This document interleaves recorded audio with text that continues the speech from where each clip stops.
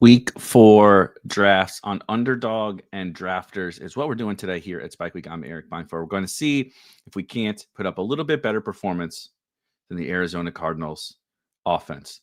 Take out the cartridge, blow in it, see if we can't get a better showing than Kyler Murray, Marvin Harrison, and the Arizona Cardinals here today on Spike Week. Let's do it.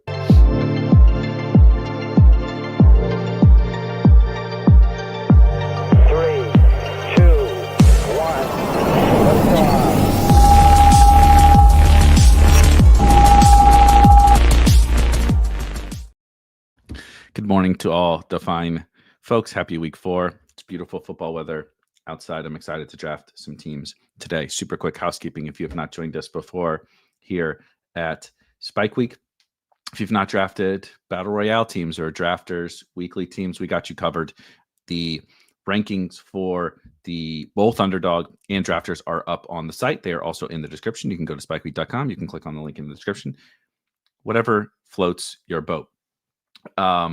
The blueprint, which of course you see on your screen if you're watching on YouTube, our weekly blueprint series, the props, bets, sides, totals, pick 'em, everything came out yesterday, and the DFSN drafts blueprint will come out later this afternoon. That's probably sort of the rhythm we're getting into. I had hoped that these things would be more feasible to get out closer to the start of the week every week.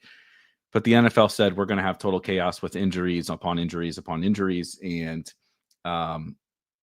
rewriting and making people come back and reread and everything is not a very fun experience for anyone involved. So we're probably going to get those out on Fridays every single day. So that can piggyback on what we're going to talk about here today on the video/audio format of our drafts. We're going to pretty much just get on into it. If you have any questions along the way, by all means, please drop them here in the live chat, or if you were watching later or listening later, you can drop them in the comments. I will answer any and all questions, even as much as like, why do you have so many bad takes on this show? By all means, bring any of those questions. Lastly, if you're not a part of the Spike Week community, there's a link to the Discord in the description. It is just $5 a month to be a part of the premium portion of the community. And if you're a subscriber to all the tools and the rankings that we talked about there, the Draft Hacker, Draft IQ, the DFS Visualizer, all sorts of different stuff over at Spike Week, you get a free access to the Discord. You can join it for free, period. Anyone can, but you won't see most of the channels, right? They're behind the paywall. That's for the subscribers. So just $5 a month or for free if you are a Spike Week premium subscriber already. All right, enough housekeeping. Let's get on into some drafts. Okay. You see here, I got my rankings in here, fixing a little small CSV snafu. This is actually my first draft of the week. GM Sword, thank you for joining us. And we are the 105 in the very first draft of the week. Let me move my dome out of the way here. Something slate overview wise, as we get into this first draft, that I have noticed. Pate, how do you pronounce that? Pate apostrophe. But good morning, welcome. GM Generals, GM everybody, shout out to you guys. I enjoy every Friday morning.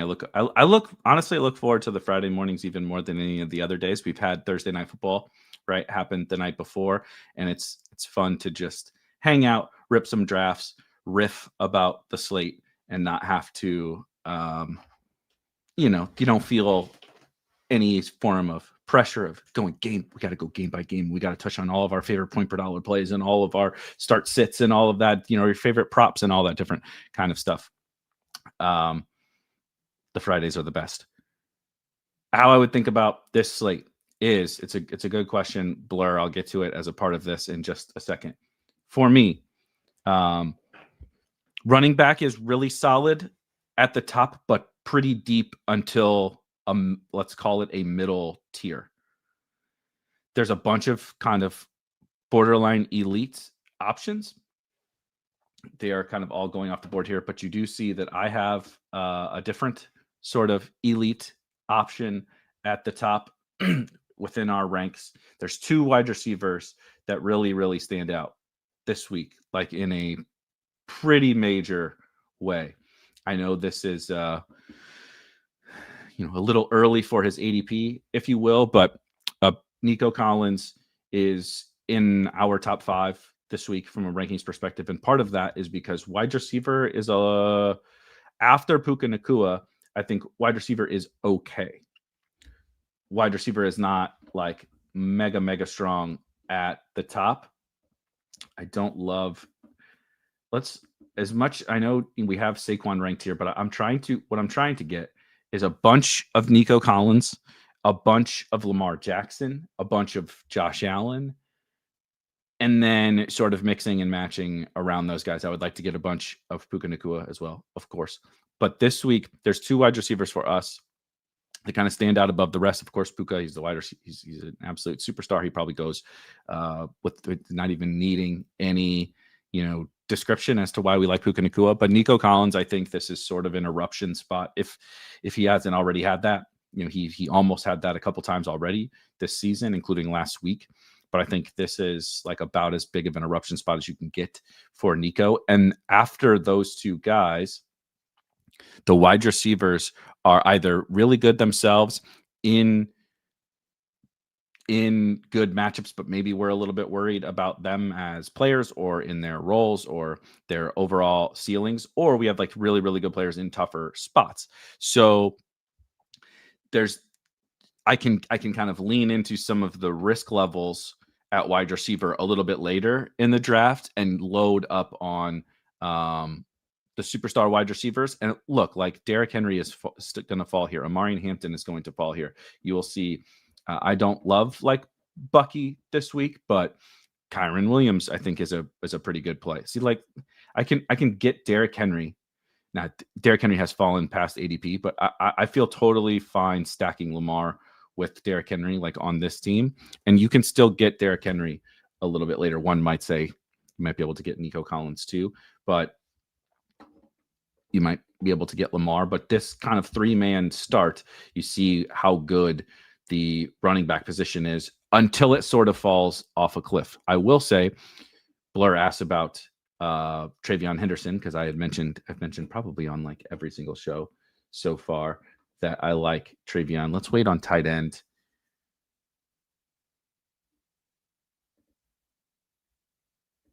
What's the ADP look like right here? It is Neighbors by ADP.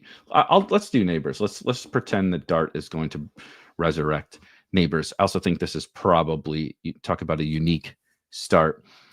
Lamar pretty much close to ADP, but we pulled Nico up and then Henry fell, right? I would guess that someone might take Lamar Henry in the first and or Henry and Lamar in the I guess Lamar Henry in the first and second round, then Nico, then Neighbors. But I don't imagine that this combination of 4 players is a particularly popular one. So once we get to, so you see like within our rankings, you'll get down here to Kamara, Travion Henderson. Again, these are up on the site for anybody. So Scattaboo, and then a little bit of a tier breakdown to Kamara and Travion Henderson. Once we get after that, like Chuba is like fine, but I don't think there's much upside left at the running back position. I do think Scattaboo has it, even though the matchup with the Chargers is very tough. That's my sort of cause for concern amongst the Giants guys. I'm pretty excited for the Jackson Dart experience. I'm excited for Scattaboo as a workhorse. I'm excited for Malik Neighbors with hopefully competent quarterback play. However, I'm not sold that, wow. Now a hefty fall on Ibuka without Mike Evans this week. I know Godwin is back, but I'm cool with this. Now a tight end. I wonder if I should do Andrews. Probably, yes. Let's do Andrews. Score another couple touchdowns for us, Mark. All right, we went Lamar with Henry, Nico, Neighbors, Ibuka, and Mark Andrews. But I think Travion is sort of the last, like, and it's definitely what the kids would call wish casting, Travion, right? But there's also, I think, some reason to believe that we get a little bit more of a workload this week. Ramondre fumbling multiple times, Antonio Gibson, not him. We got the very first practice report of the week that when they came out for like running back drills and stuff, Travion Henderson led. It has up until this point been Ramondre, right, as the starter, the first guy through the drills and all that kind of stuff. And this week, the order actually was Travion Henderson, Antonio Gibson, and then Ramondre Stevenson. Will that show up in the game? I have no idea. I don't know. Could they just have been punishing Ramondre on Wednesday practice? Absolutely possible. Hopping into another main battle royale draft here. But of course, it's also possible that they're like, look, we're not very good. Ramondre is fumbling. Antonio Gibson is not very good and fumbling himself. Why don't we just hand the keys over to our second round pick, beginning of the second round, basically first round pick, superstar rookie. And maybe actually, if we're going to live with Ramondre and Gibson's mistakes, we should be able to live with a little bit of Travion's mistakes. He notably made a mistake in week 2 with a missed pass block that got him benched.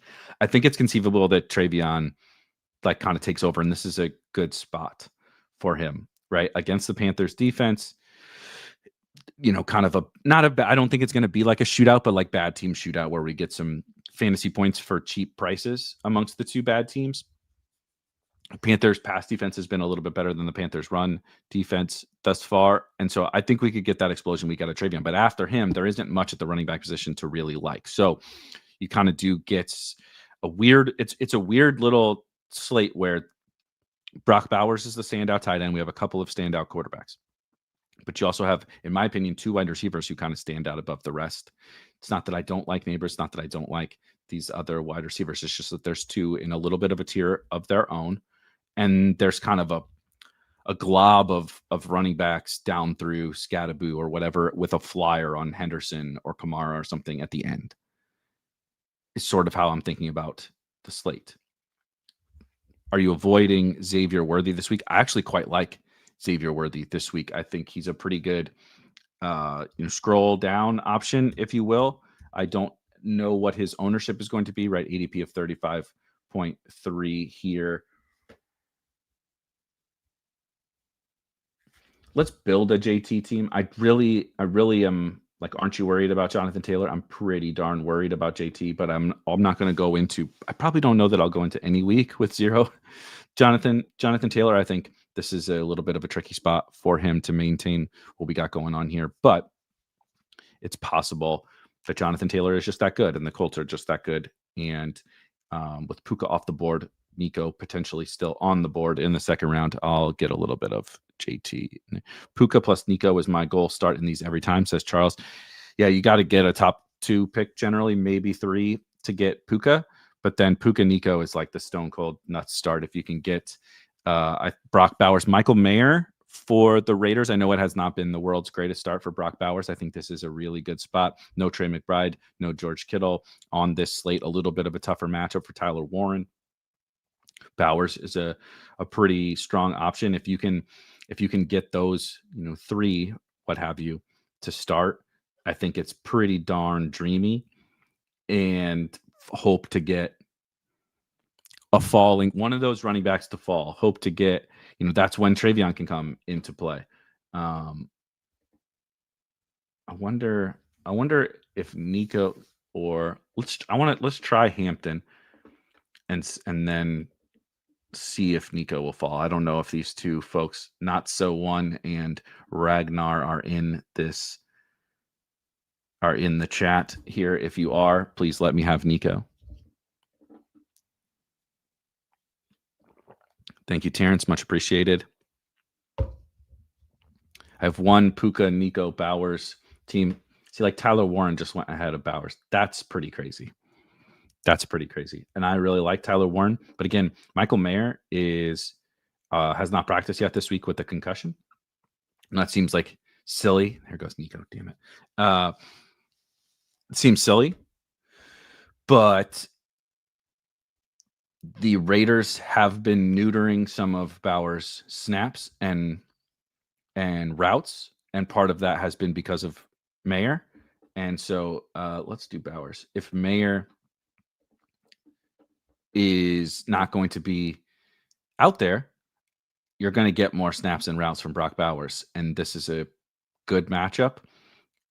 this could be the final kind of the first explosion game of the year for Brock Bowers. Obviously, he's not found the end zone yet. Did have 100 yards in week 1, but I think if there's no Mayer, Bowers is also probably going to be underpriced. Yeah, this is the concern. Is Bowers still moving like Hawkinson on that knee? I can't say. It's not ideal. The way I generally try to think about the injury stuff is we just can't. There's no possible way for us to ever know exactly how hurt these guys are. Let's move over here. It's just not possible. And so I try, if they're playing, unless we just get right, unless they tell us or something happens to where we can actually have true knowledge of like how healthy someone is, it's basically impossible to know. Let's do London. I'm a huge fan of Drake London this week. Washington pass defense having some serious struggles, particularly last week. Trey Tucker, what the hell? I think another potential bounce back for the Falcons. It feels week to week, always, every time, like when you see something as bad as the Falcons' performance last week, when you see Brock Bowers not looking 100% with the knee, it feels like inevitable that will always continue. But that's kind of the thing with the injuries. That's also the thing with. I don't think I care get my quarterback, but I do need to think about a stack here.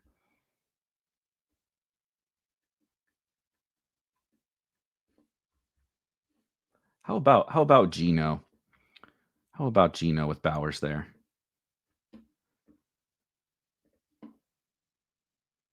I like that.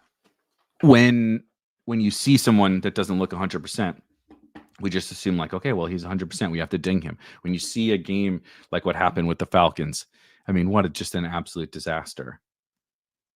It's just a pathetic performance against a bad Panthers defense. But then we hold those things against these teams, and then you see every week something happens where what happened last week changes, right?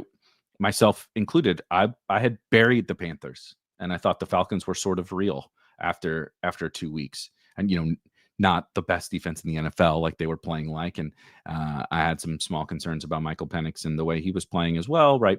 But Darnell Mooney was back. Kyle Pitts is looking better, et cetera, et cetera. They're running the ball like crazy on the Vikings. You just expect everything to continue. The Panthers were playing horribly through 2 weeks outside of a little bit of garbage time against the Cardinals. And sometimes shit just flips on its head, right? Like not every some of these small samples will absolutely matter. One that is a big one for me is I'm a 100% believer in this Browns defense. As long as they're as healthy as they are right now. Let's see. How about we have Geno, JT, Amari Hampton, Drake London, and Brock Bowers. Oh, Shaheed has gone. Jacoby Myers has gone. Let's do Ricky. Let's do Ricky. I quite like Ricky Pearsall as well this week, but I think Zay would have been a strong pick. And then we can scroll to some different options, right? Brian Thomas being a scroll option against San Francisco in week 4 is kind of hilarious. The aforementioned Xavier Worthy. There's some options, though. I do think that this pool is a little bit weaker overall than what we've seen up until this point in our drafts. Do you feel good about Geno this week? I do actually. The Bears defense was a little bit better last week, but of course CD got hurt in that game for the Cowboys, and that's always going to have a huge impact when in game. We always see that too, right? In game, when an injury happens, you built your whole game plan around something, and now you remove the biggest part of it is a huge hindrance to an offense, right? Adjusting on the fly is much more difficult than adjusting with an entire week of prep. And so I'm not like crowning the Bears defense as back yet by any stretch of the imagination. And I do think that The Raiders pass game is not one I'm ready to give up on it by any means. Obviously, the Bowers injury stinks, but Trey Tucker, Dante Thornton, Jacoby Myers is perfectly fine. And the big thing for Geno is if you Ashton Genty has not exactly got off to a hot start. I don't think it's an Ashton Genty problem. If you go watch some of the games, I don't mean it like a go watch the tapes, nerds. Do you even watch the games, bro? I don't mean it like that. I just mean like all of us. If you're just like casually watching, there's just never anything there for Ashton Genty. The run blocking by the Raiders offensive line has been basically the worst in the entire NFL. It's been a stone cold disaster. He has negative yards before contact on the season through 3 weeks. That's insanity. He's getting hit behind the line on every run, essentially. So I don't know how that changes. I don't know how you can turn a terrible, right? This is like the Texans problem. You can't just game plan and turn a bad offensive line into a good one. You can try to mask them, but the Raiders pass blocking has been okay. And I think that they'll take to the air. I think that the Bears will be able to score also through the air on the Raiders defense. Raiders presenting a pretty big pass funnel thus far. They've been an elite rushing defense and a terrible, terrible passing defense.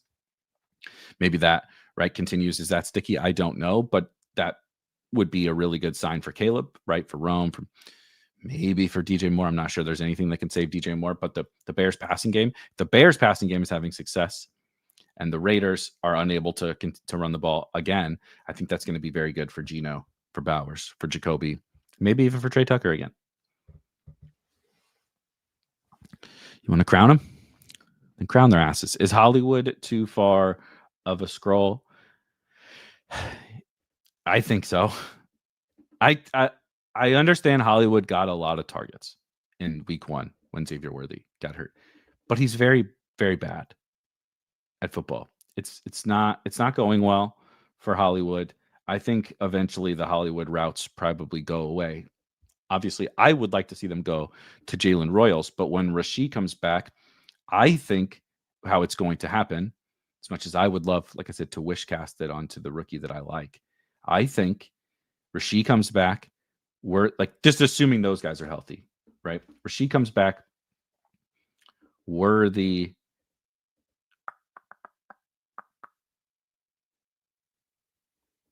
Let's do another Lamar.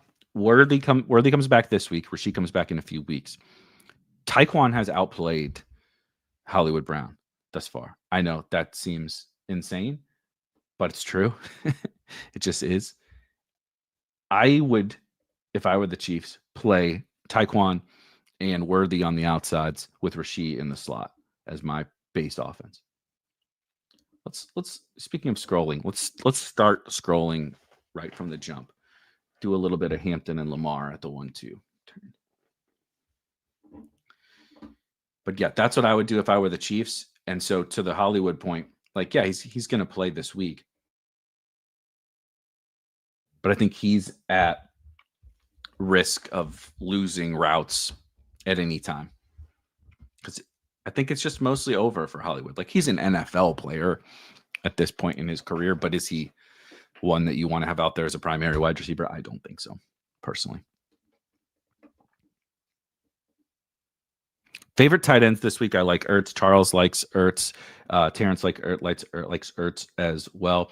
I mentioned Bowers, of course, but I think until Juwan Johnson is priced like he's playing, and not just like he's playing like from a box score end result perspective, he's second in the NFL in targets amongst tight ends, only to Jake Ferguson, who has 2 games of 1 billion targets last week.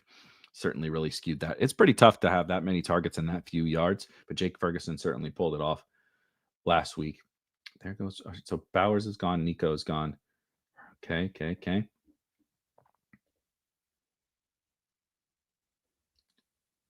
I love. How about one of those multi-touchdown Kyron games this week? How about that? I know Corum is taking some work from Kyron, but we're not having to pay, old school Kyron prices. I think the Rams are in just an awesome spot this week, as you see with Puka in the top 5 of drafts. Devontae Adams going reasonably high as well. I'm going to skip.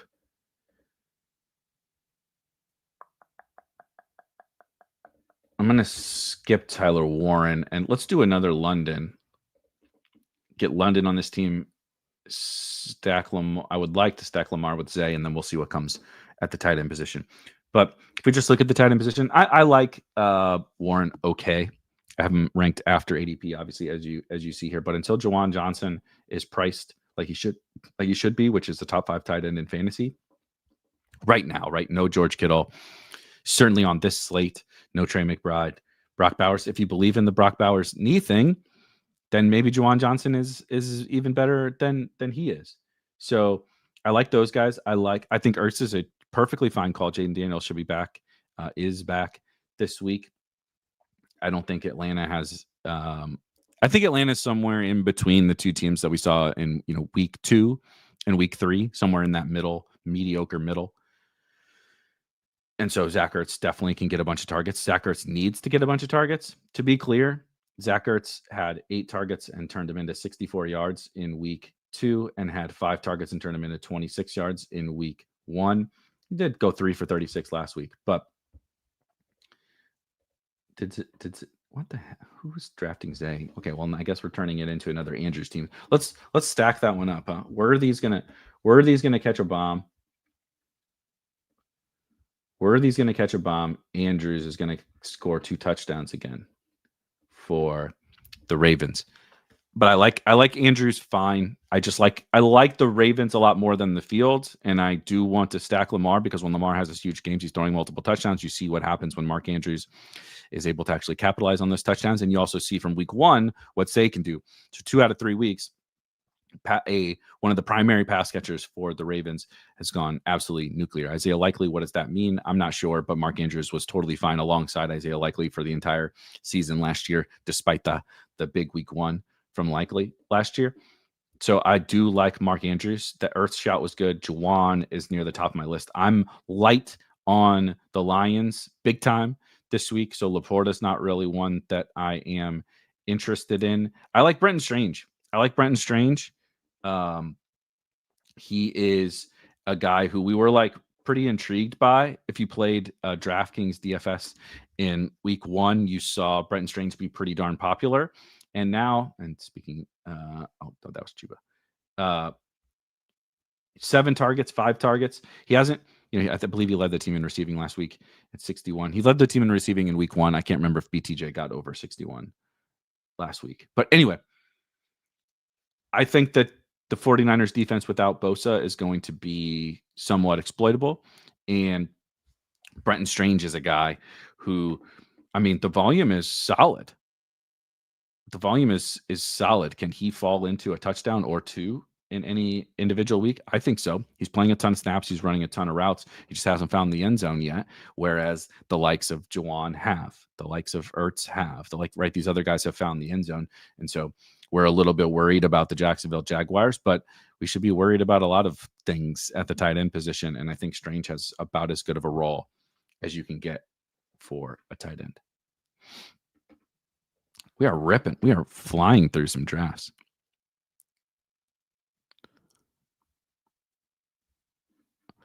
I do think Jacoby Myers is a solid. Jacoby Myers can never be like a absolute home run, but I do think Jacoby Myers is a solid kind of scroll option. Let's see, 34. So isn't it insane? Let's just sort by ADP. Jacoby. Let's read these. Just for fun. Let's read these. This is ADP in a week 4 draft in order at the wide receiver position. And if you would have guessed this a month ago, right before the season started, if you would have said this, you would have been ostracized, right? Ricky Pearsall.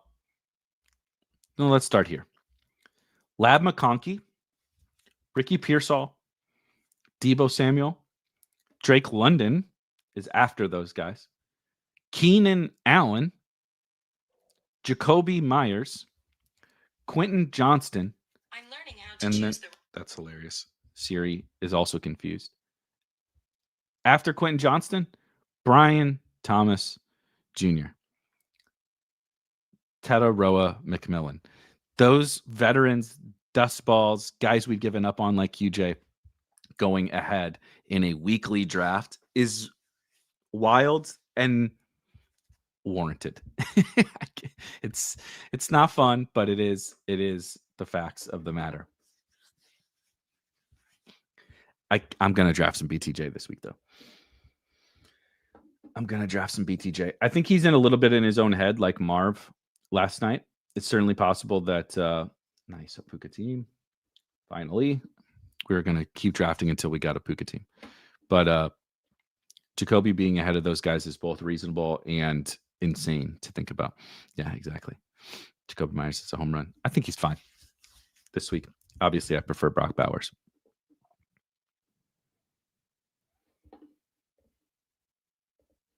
See what we can do with the Puka team. I talked about this yesterday on the DFS show, DraftKings FanDuel show. I'm going to be hammering that Rams game on old DraftKings.com. I haven't figured out exactly what like my main team is going to look like, but you can do some really fun things with Nico and the Rams receivers, or you can do Lamar, Zay, Lamar, Andrews, naked Lamar with the Rams guys. Hampton is cheap, right? Scattaboo is cheap. Travion is cheap. There are some good spend up running backs, but there's a lot of also like, if you believe in it, if you want to buy into the Genty thing, he's affordable. There's so many running back options that are extremely affordable with these crazy roles. Like I think you can play Hampton and Scattaboo together in your drafts here on DraftKings.com. Oh, baby. Okay, now here's the question. This guy has CMC. I'm going to do Hampton and see if we can get Nico. These are going to be my famous last words where I don't. Okay. Don't. Yes. Puka, Nico, Hampton. Sign me up for that one. Can't wait to see how I screw it up. But the Rams game. So like last week, we did this show and I feel good about it. The whole plan of attack was, okay, we need to do the Jordan Mason thing. We need to do Jonathan Taylor, right? We need to do Bijan. We need to do Kenneth Walker. Drafted a bunch of Kenneth Walker. That worked well. I didn't ship anything on Underdog or Drafters, but we got out ahead of the Charbonnet injury, right? We drafted a bunch of Jordan Mason. We drafted Jonathan Taylor, and we hammered the Cowboys game. That was okay.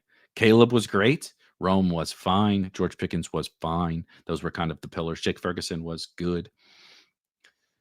It was a overall solid week, but a lot of it was built around the air quotes value running backs, the Jordan Masons and Ken Walker stepping into bigger roles, and the Cowboys Bears game.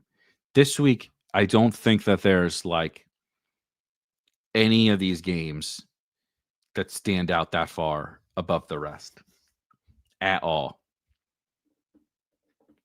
I did prefer the Dak side, and so that was an epic failure.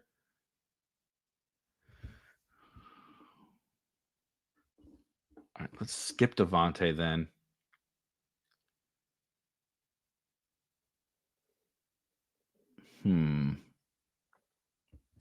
Oh, no. Neighbors or London. Neighbors or London. Neighbors or London. Let's trust in Jackson Dart, shall we? Let's trust in Jackson Dart.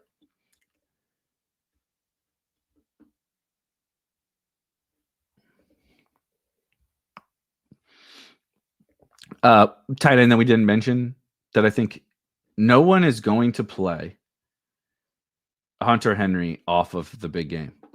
Hunter Henry off of the right, and like from a DraftKings FanDuel perspective, and on Underdog or Drafters, he's priced completely reasonably. completely reasonably.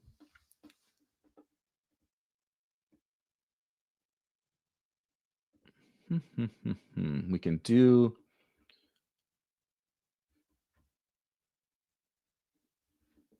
what to do.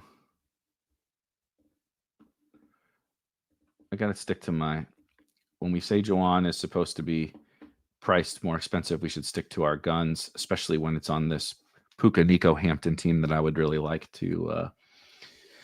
The problem, of course, is that now we're going to have to play, a naked Jalen Hurts, a naked Jay Niels. I think those are fine, to be honest. Caleb does go naked Patrick Mahomes or Justin Herbert. I think those are fine as well. So we'll see what the room gives us. Drake May is also fine, unstacked.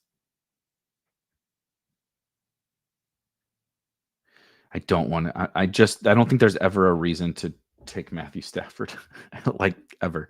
Let's do. Herbert is going to throw a touchdown to Amari and Hampton. How about that? Herbert, Hampton.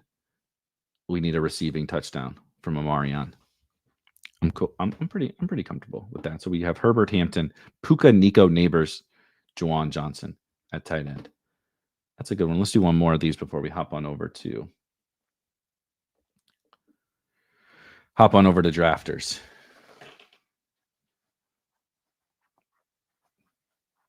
But I think, just building upon Juwan. So I talked about my love for the Rams, and I do think the Colts have some interesting, bring back pieces. Of course, Jonathan Taylor. I think it's a little bit of a worse Jonathan Taylor spot this week. And then Tyler Warren seems fine, but I actually kind of like the receivers. Pittman, Downs, AD Mitchell. You really want to scroll? You want an insane scroll? Probably best used in the 12-person drafts on Underdog. An insane scroll would be AD Mitchell. Like I said, I prefer Pittman for sure. Downs probably a little bit more on the PPR sites, but with Alec Pierce with the concussion, with what I think the Rams offense is going to do this week, putting up a bunch of points, the Colts as bringbacks make a lot of sense, but everyone's only going to go to Jonathan Taylor and Tyler Warren on the Colts side of things, right, in these drafts.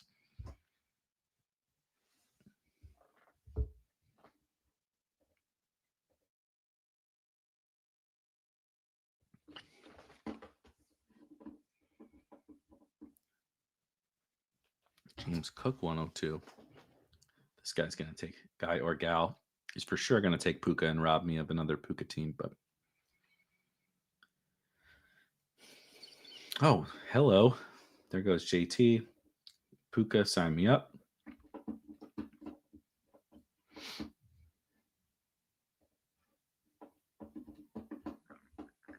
Gibbs, Bijan, Saquon.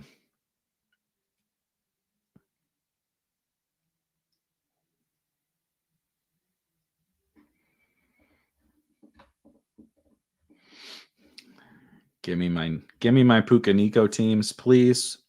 Give me my Puka Nico teams. Yeah, so the Bills Saints game. So the two kind of most fascinating games I think of the slate for totally opposite reasons are Lions Browns and Bills Saints, where we know the Bills are going to score a bunch of points.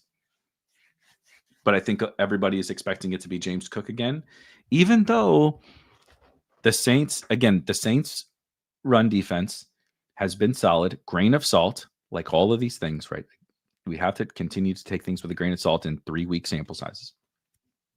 But when the field is not, this is like just how we're going to talk about this endlessly for the next however many weeks, is how, when the field is ignoring this data point, I don't know if it's real either. I don't know if it will matter on Sunday because James Cook is very good and James Cook scores a lot of touchdowns. The Bills have a really good running game.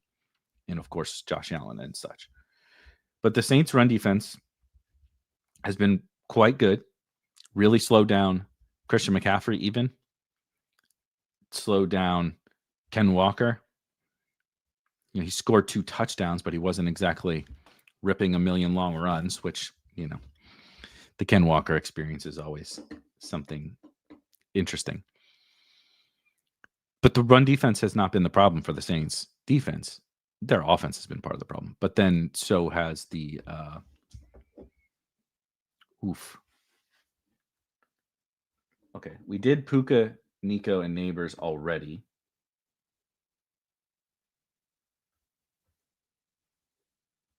So let's do Scatterboo instead of Neighbors here. And then do something with I like the Ertz call. I like Daniel's Ertz is pretty fun. Let's do something with that. Daniel's Ertz. Jalen Hurts does go. So there's one guy without a quarterback in between me here, and he has both of his picks. So let's just go ahead and scoop Jaden Daniels.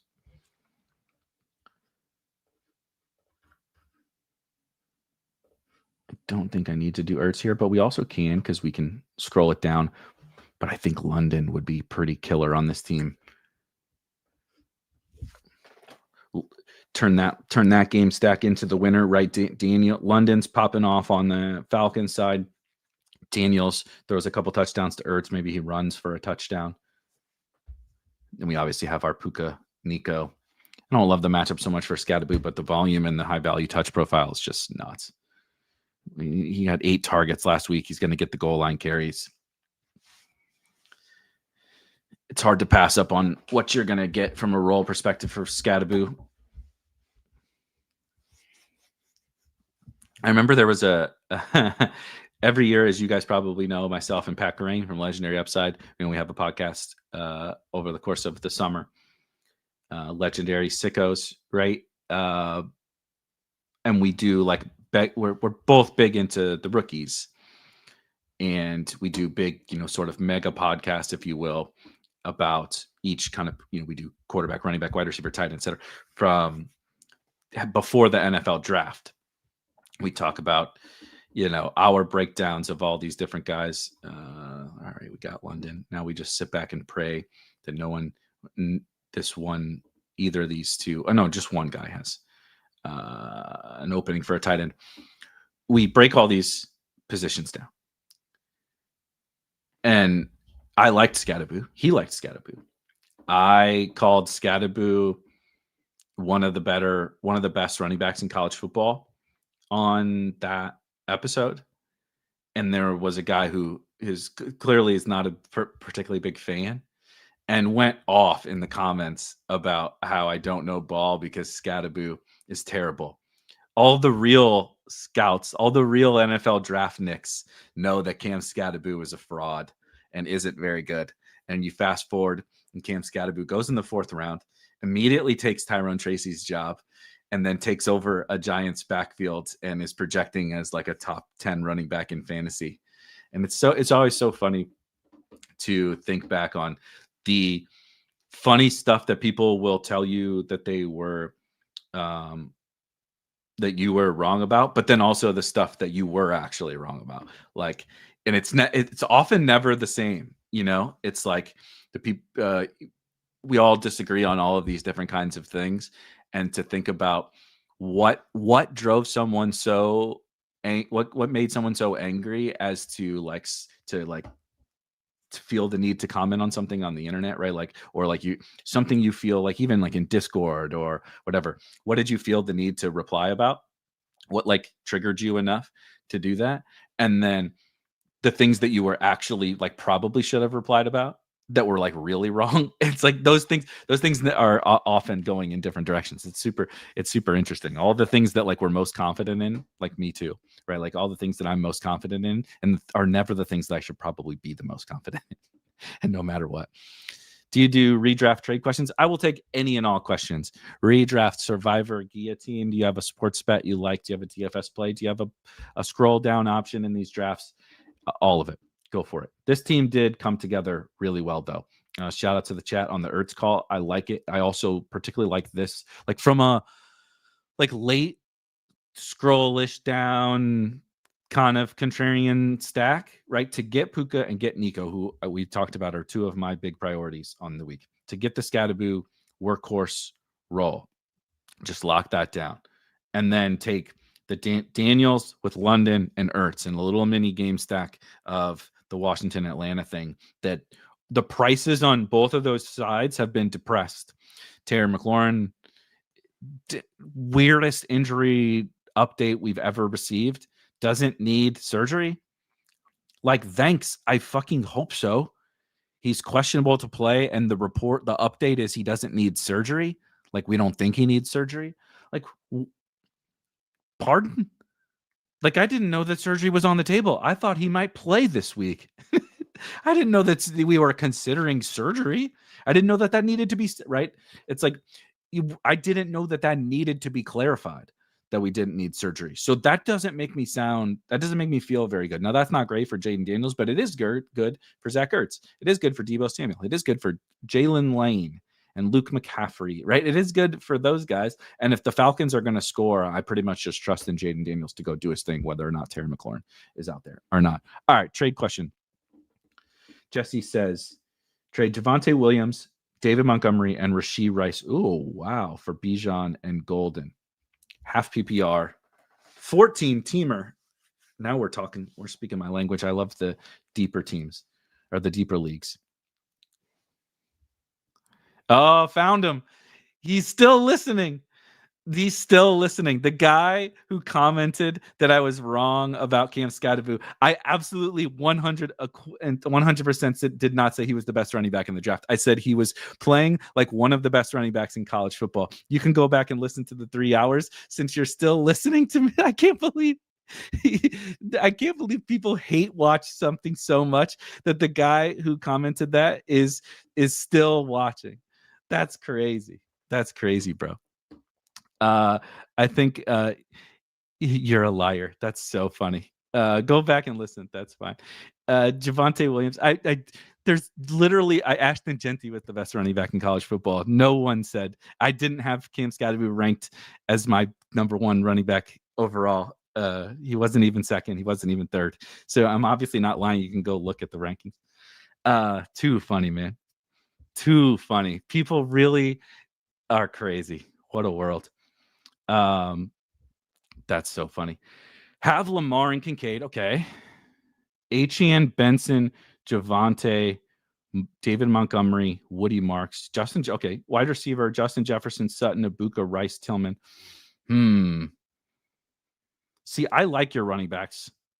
I don't think I want to give up Rashee.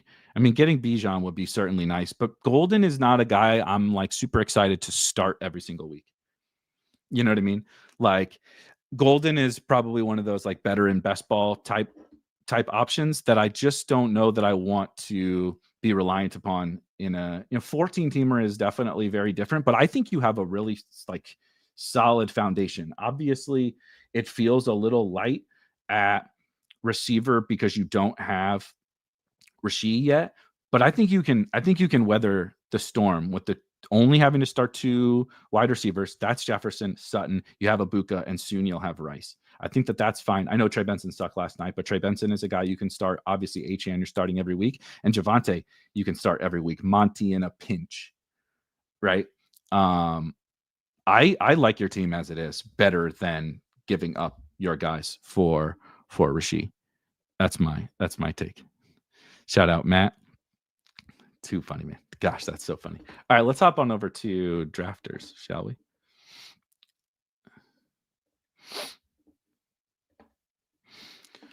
Hop on over to drafters.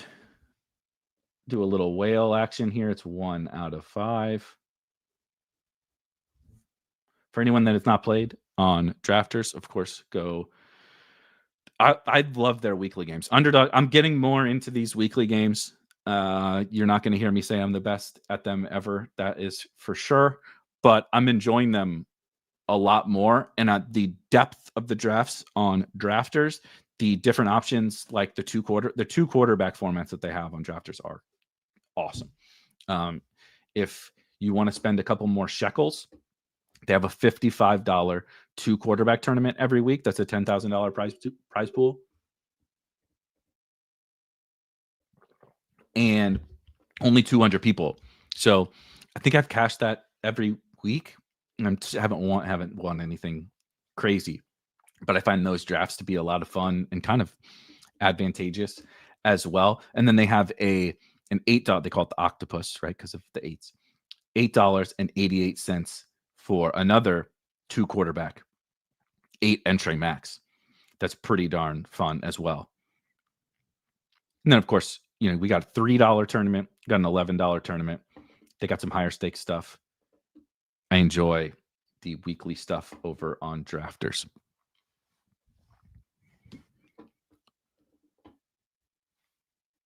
Let's see what, if any of these other ones are closer to full. Nope. What about the octopus? 2 of 5. Let's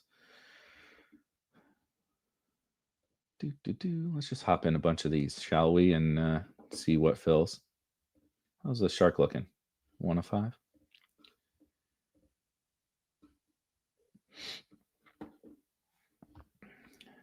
All right, let's move over to Iceman.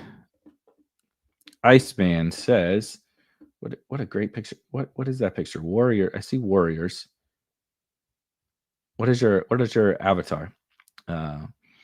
Interesting picture of the Warriors. 12-team auction, Superflex. Interesting. And hold on. Once I see auction, I do run to the roster to see what it looks like, to see what, did you stars and scrubs it? Did you middle it?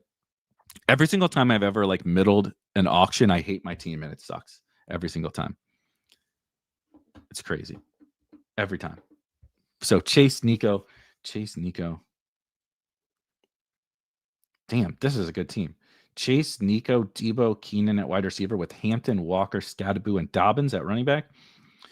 Dak and May at quarterback. No tight ends. You don't have to start tight ends in this league. That's interesting. Oh, good Lord. McBride at tight end. Nico was a keeper. Okay. $20 keeper for Nico. That's killer. Oh, that's funny. Snoop. That's funny. Would you try and do 2 for 1, and what 2 players would you ship out?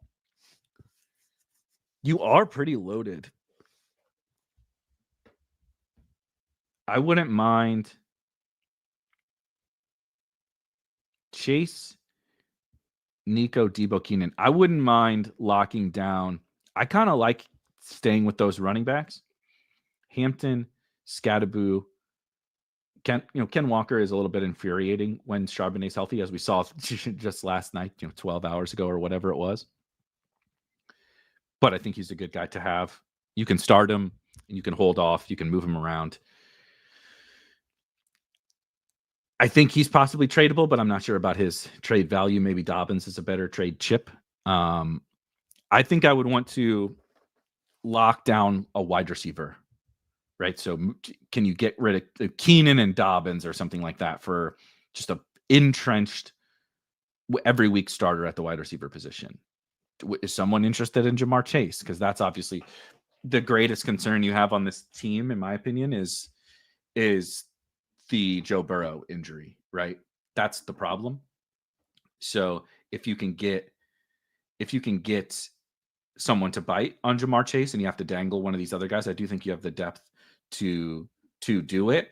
But that's, easier said than done a lot of the time. The advantage Cook has relative to CMC is he's in his prime and his O-line is elite. Totally. I agree. The Bills' offensive line is awesome. The Bills' run game, right? Having Josh Allen too, it's like it's part of why the Ravens, now they lost, right? They've lost twice already, but it's part of why the Ravens' offense is so good. Same thing is when you have to respect when the defense. So just the Oklahoma quarterback John Mateer just got hurt, but he also just said this the other week before he got injured in an interview that it just is stuck in the back of my brain from reiterating it perspective. He talked about when the defense has to account for all 11 players, right?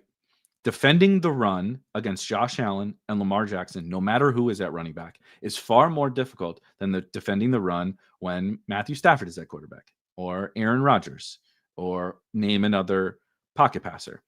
Because the defense, right? If you get under center with them, it obviously changes things. But if you get out of the gun and they run zone read, they're just let them keep. Who cares if they keep it, right? They're not going to run that, and they're not going to he's not going to keep it. But even if they do, like, who cares?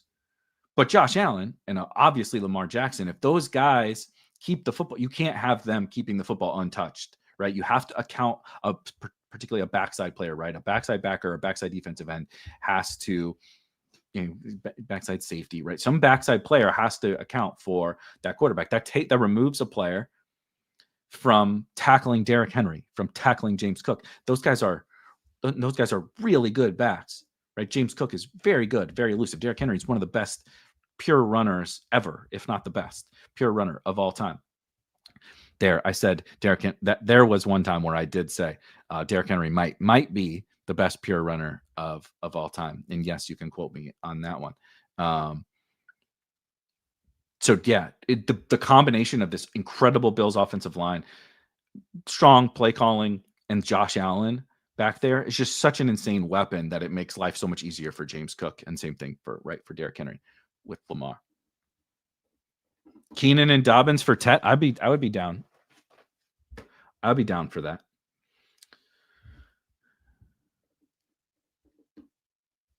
Is Dante Thornton dead now with the Trey Tucker emergence? So it's a good question. Let's pull up some snaps and targets and all that different kind of stuff. One thing I would say is I'm not so sure that Trey Tucker emerged from a target perspective. Trey Tucker has 20 targets to 12 Thornton targets. Obviously, that's a sizable gap in 3 games. It is still the Jacoby Myers and Brock Bowers show here. We did get this. Puka gone, Lamar and Allen gone. Let's do Bowers and Nico. We got this. Oh, we also got the whale to fill. Yeah. All right. Whale is full. Octopus is full. Gotta love the sea creature names. Puka CMC.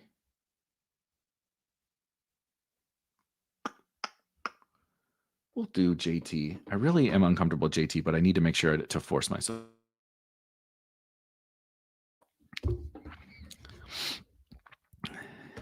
I don't even know what that means. Double talk thing. I mean, I'm just talking. Why do people watch stuff when they hate it? That's insane. The only person doing double talk stuff is the person watching a show of someone that they hate. They're literally hate watching. Go outside, go do something else. It's so wild, right? So Thornton has played 67% of snaps, which is okay, not amazing. The problem for him is that Trey Tucker is an every snap player. He's played 92% of the snaps. That's basically Jacoby Myers. Jacoby Myers has played 93% of the snaps. So the problem, I think, isn't so much Tucker is commanding a bunch of targets. It's just that he's the wide receiver too from a snaps perspective. And so that's a. Ooh, I need to get some Josh Jacobs exposure on Drafters.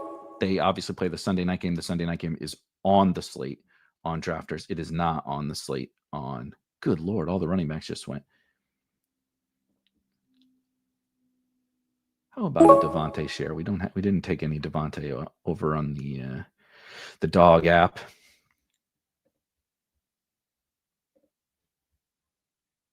Collins. Let's do Henry. That's fine. I'm trying to answer questions and have people tell you about what you said in March and draft 2 teams. It's not not as easy as you would think that it is. First world problems. Yeah, I mean, dude, you are just being a hater. It's not that you don't have real points. You are just being a hater. That's literally what you're doing. That's the definition of what you're doing. But Dante Thornton, I still think better days are ahead. He has, so here's an interesting stat. He has 258 air yards, right? So he's only playing 67% of the snaps, but he has 258 total air yards. Trey Tucker's playing all the snaps, and he only has 250 air yards. Jacoby Myers has 247 air yards. Brock Bowers has 162 air yards. So he leads the team in air yards percentage. Dante Thornton does, but he comes in 3 wide receiver sets. So the rotational aspect of Thornton is not great, but the role when he's on the field is reasonably solid. So I think better days are ahead for Dante Thornton, but certainly there is a level of concern around the fact that he's operating behind Trey Tucker from a snaps perspective, if that makes sense. But they are taking shots to him when he's on the field, which is nice. So some splash plays are going to come. Maybe it starts this week against the Bears defense.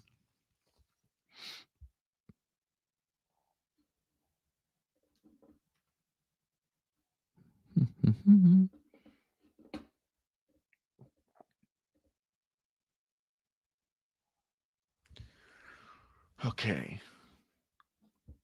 Only Hurts gone at quarterback after the big 2.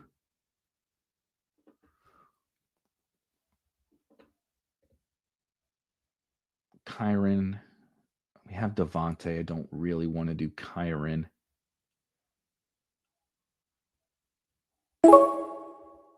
I will take Scatterboo. And I'm back on the clock on the other team. Yikes. Let's do Ricky. Need to check in on the Jawan Jennings latest. God, I really don't like the Hurts stuff this week. He's been so bad against the Bucs, he says, as he drafts AJ Brown. It's so fascinating because the Bucs have been kind of a good team to attack with passing games for quite a while, with their ability to completely shut down the run. I don't know that anyone can completely shut down Saquon Barkley and the Eagles running game. They benefit from the same thing we talked about with Derrick Henry and James Cook. But it's totally stuck in my brain what the history of Todd Bowles and the Tampa Bay Bucs defense against Jalen Hurts.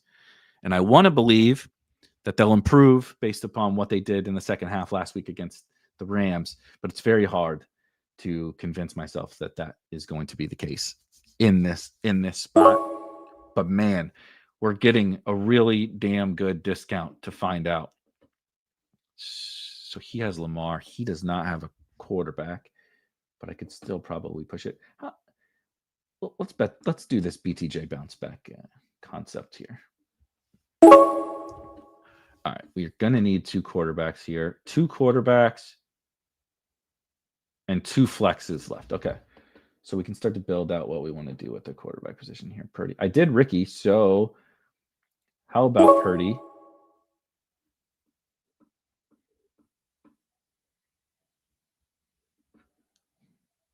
And I have Bowers. Let's do Geno. Purdy, Geno. I have a decent amount of that in best ball. That hasn't been going very well. And we're doing the Hurts thing. I can't believe I'm doing the Hurts thing.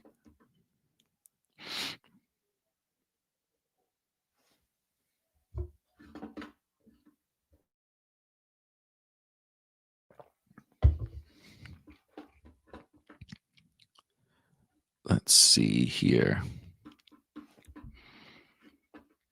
God damn it, I forgot to move my head out of the way.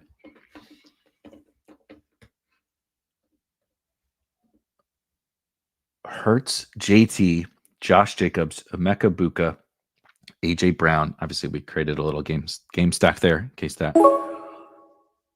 in case that wasn't clear. Man, Scadaboo and Kyron both still available. I'm going to take Scadaboo on this team. Jalen Hurts, Jonathan Taylor, Josh Jacobs, Emeka Buka, AJ Brown, Brian Thomas Jr., Brock Bowers, and Cam Scadaboo. That's pretty good if Jalen Hurts and the Philadelphia Eagles can figure out how to play against this Bucs team. Over here in the 2 quarterback, the old octopus, we got 2 flex spots here left to fill. Brock Purdy, our 2 quarterbacks are Brock Purdy, Geno Smith, Derrick Henry, Cam Scadaboo. Lots of Cam Scadaboo in this. A lot of Cam Scadaboo discussion. Cam Scadaboo brought up old wounds, apparently, from a February rookie podcast. Specific quotes in a 3-hour podcast really stuck in the craw of someone badly. I didn't realize that would be such a thing. I thought we were just joking about old funny conflicts. All right, we need 2 flex spots here. Let's see. Purdy and Geno, they're both stacked already, so I don't have to force anything with that. We have Henry and Scadaboo.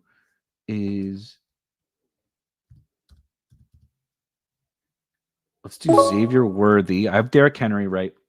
So let's do the Xavier Worthy side. We have Scadaboo. If I could do Pittman on the other side of Devontae or QJ. How about QJ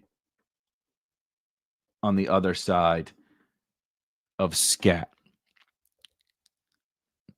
Dude, I am with you. Terrence says Scadaboo is already my favorite running back to watch. He is so fun to watch in such a weird. He's so unique. He's so unique. To like be serious, why I think a lot of the like scouting community disliked him is of how unique he is. It's really hard to evaluate these like island of misfit toy players. He's obviously not fast, like in a straight line, but he does have agility and he's a bull. He's good in the passing game, but it's in a weird way, right? He's not like out there breaking people, you know, he's not going to go line up in the slot and cook a nickelback to, you know, for a 60-yard touchdown. He's just like going to catch the checkdowns and like make people miserable trying to tackle him in the open field. But he's just not going to make a bunch of big plays. But, you know, there was a great clip going around of he gets the ball at the goal line. The Giants offensive lineman accidentally gets knocked back in. He just trucks his own guard in order to keep moving for. Like, he is such an insane, totally unique player that he's so fun to watch. He's nuts on the football field. Like his attitude and personality on the football field is insane. He's an insane person. So he is really, really fun. And I absolutely wish that I drafted some more of him. Quickly, shout out Iceman. 2 weddings today and tomorrow. Thank you for joining. Also, good luck to you this weekend. Good luck in your potential trades that you got going on. But holy cow, a Friday and a Saturday wedding back-to-back days. That's insane. I'm getting older. We don't have that many weddings anymore. But even I don't think I ever had back to a Friday and a Saturday back-to-back weddings, even during, you know, the times when all your friends are getting married and you got a wedding every weekend. I don't have that much. I'm like at like 8%. I don't have that much Scadaboo. He was not a pillar of drafts for me. And then at the end of the summer, I was taking more Tracy. Just a big L. He's one of the guys that I wish I drafted more of. Certainly in the top 5. You know, we'll see how it goes. But especially, you know, the move to Dart. Tyrone Tracy was not a guy I ever like truly believed in. And it was just, even if it doesn't work out for Scadaboo, I think it was like I played the whole thing wrong. I didn't play it very well. That range, the way I handled Scat versus Tracy, the way I handled kind of the Scadaboo, you know, injury stuff at the end, I think I just ultimately didn't play that one very well. It was very much a no man's land. It was very much the quarterback window right there. There were some other running backs I liked as well. I just didn't play that spot super well over the summer. I don't I don't have like a ton of regrets yet. About okay, drafters. White screen of death going on here. Let's get rid of that. That's terrible. Good Lord. That was not very fun. Okay, I guess we're gonna have to go back to Underdog if we're gonna draft here. But I definitely wish I see one more BR on Underdog, and we can all go enjoy our weekend like Iceman is gonna do with back-to-back wedding days. Any concerns with Purdy this week? Is he a good DFS play? Good. This is a difficult question to answer because do I have any concerns? Yep. I have concerns about any guy coming back from an injury that I don't totally know how severe it was. Maybe coming back too soon is very possible. It's very possible that that's what happens here with Brock Purdy, is he's coming back too soon because of their situation that they got going on offense. Is he a good DFS play? I'm not sure that I would classify him as a good DFS play. I really just think he's probably the point guard. Obviously, I drafted him in that tournament. It's a 2-quarterback tournament. I drafted Ricky Pearsall. One could argue that I should have scrolled to someone else given the concerns about Brock Purdy, but I would call him like neutral overall. He's not going to be in play for me anywhere outside of those 2-quarterback drafts. I would like him with Ricky Pearsall. You could draft him with Christian McCaffrey as well. But I think the main hope for Brock Purdy this week is that he facilitates a good week for CMC and Pearsall, as opposed to he's like a really good play himself.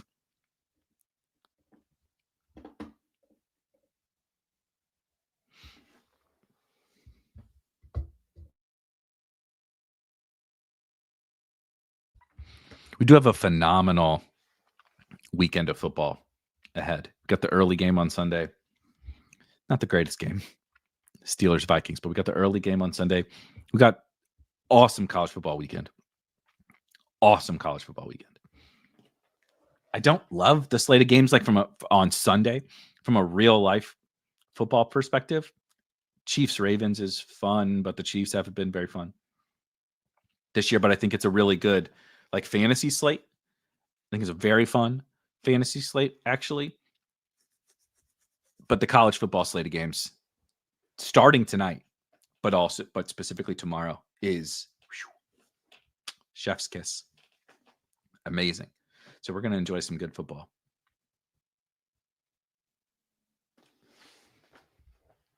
See if we can't draft a winner here.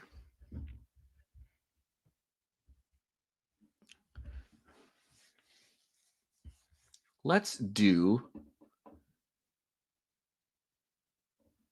We got to top us off with Nico. I really do believe in Hampton. I need to make sure I get plenty of Hampton.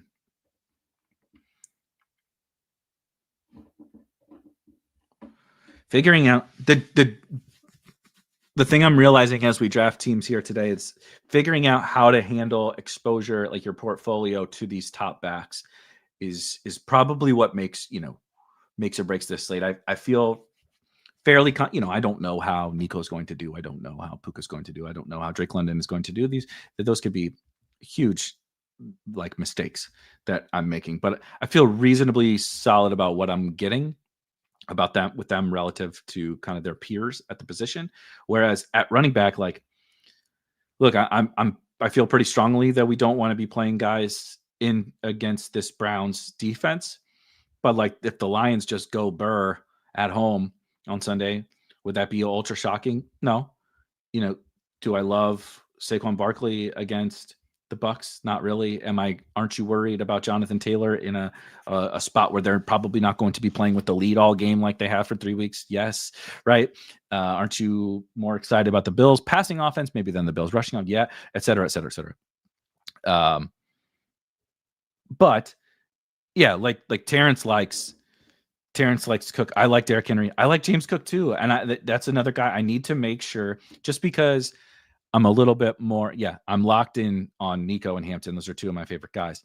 But I don't want to have no James. I want to make sure that I have James Cook too, because I also like James Cook. It's probably my greatest flaw in these draft. Like, I don't do 150 of these every week. And so managing my portfolio is probably my greatest flaw, probably the most difficult thing to do, where I really, really like Hampton. I really, really like Nico. I really like Lamar and et cetera. And I want to get different permutations of those players, but it shouldn't come at the, I shouldn't have little to no James Cook or little to no Jonathan Taylor or what, those guys shouldn't be like X'd out of my portfolio just because I also like these other guys. Apparently it is Brock Bowers week for me here. I didn't have, I didn't have a Devontae Adams team yet. So let's do Devontae. Obviously I did one on drafters, but I don't have the main BR tournament share of Devontae yet. So I'm a big fan of the Rams, as I mentioned this week. The Rams are definitely going to be a pillar of drafts this week. I'm even going to draft Kyron. I'm even going to draft Devontae. Not drafting Stafford, but the big three are pillars of me this week. But yeah, I don't think it's the best spot ever for Derrick Henry, but I also bet the Ravens to cover the spread, basically win the game against the Chiefs this week.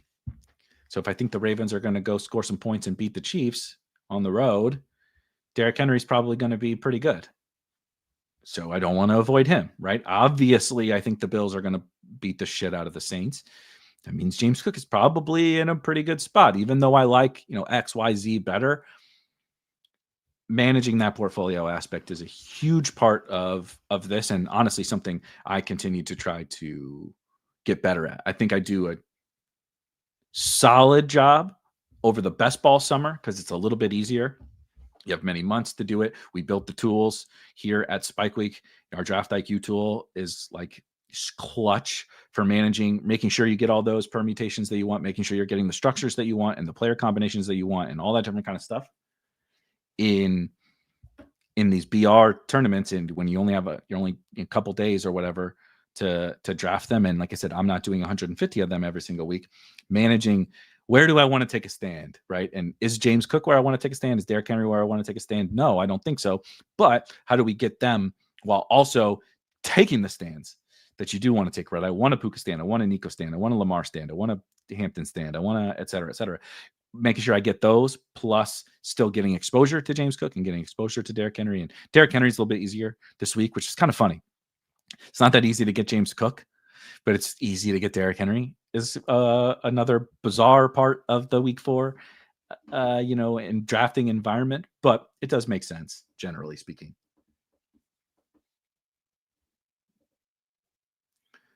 Let's make this a let's do a Travion team here. Okay, Bowers, Devontae, Nico.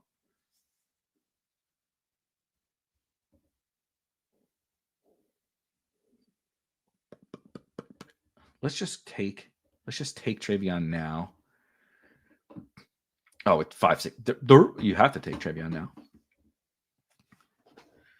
Let's do the Geno thing. Geno Cooks. Rookie running back week is finally here. Hampton and Henderson both go nuts. Nico, Devontae catches 2 touchdowns for the Rams, and Geno goes nuts to Brock Bowers. I like that. I'm a big fan of that. All right, guys. This was a ton of fun. I appreciate you guys hanging out. I appreciate you guys dealing with very strange back and forth about Cam Scatterboo. That was unexpected. What is not unexpected is a fun weekend of games. Be on the lookout for the DFS and drafts blueprint later this afternoon. It will piggyback on some of the stuff that we talked about here today. Piggyback on some of the stuff we talked about yesterday on the DraftKings and FanDuel show. We'll break down everything that I'm thinking, right, from like core plays and stuff, but how to diagnose this slate. It is so different than week 3. The week 4 slate of games is couldn't be much more different than the week 3 slate of games. So how do we process that in our DFS teams, in our drafts, in our home leagues, all the different kind of stuff. How do we handle the week 4 slate? That'll be out a little bit later today. You can get access to the rankings for these battle royale drafts. If you hate Nico Collins, maybe don't use them. If you like Nico Collins and Puka Nacua and all these guys, the link to those rankings is in the description. You can get those every single week with a premium Spike Week subscription.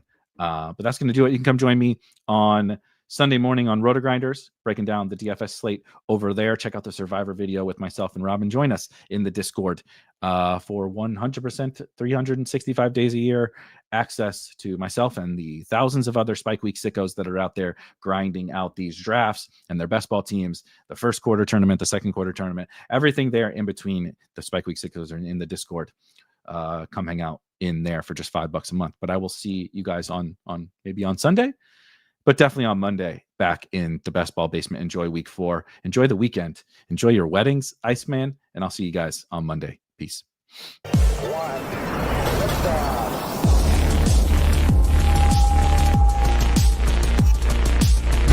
Woo! Those were some spicy takes. Want to stay up to date with all of the other spicy takes we're going to have over here at Spike Week? Why don't you press that subscribe button below?